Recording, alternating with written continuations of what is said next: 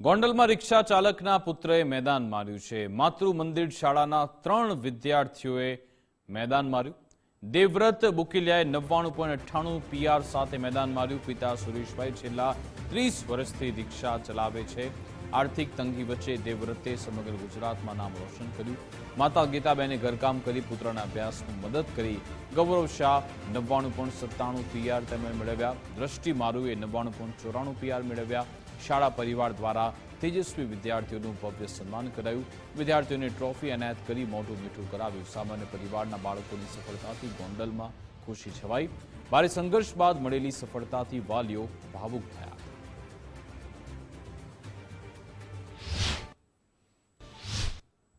આજે ધોરણ 10 એસએસસીનું પરિણામ જાહેર થયું છે એને મેં તેમાં 99.98 પીઆર હાંસલ કરેલ છે।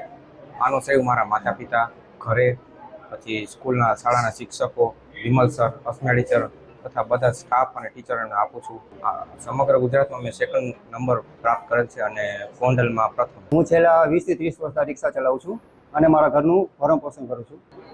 આજે ધોરણ 10નું જે રિઝલ્ટ આવ્યું એમાં મારા છોકરાએ ગુજરાતમાં સેકન્ડ નંબર લીધેલ છે અને ગોંડલમાં આપણે પહેલો નંબર લીધેલ છે।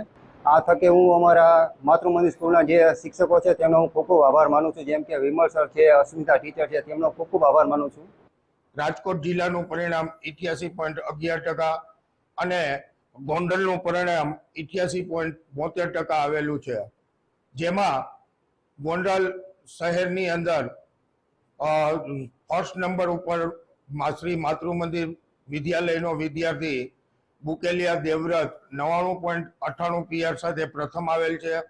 આ ઉપરાંત 99.93 પીઆર સાથે શાહ ગૌરવ અને 99.94 પીઆર સાથે મારું દ્રષ્ટિ પણ સારી ટકાવારી મેળવી અને શ્રી માતૃમંદિર વિદ્યાલયનું ગૌરવ વધારેલ છે।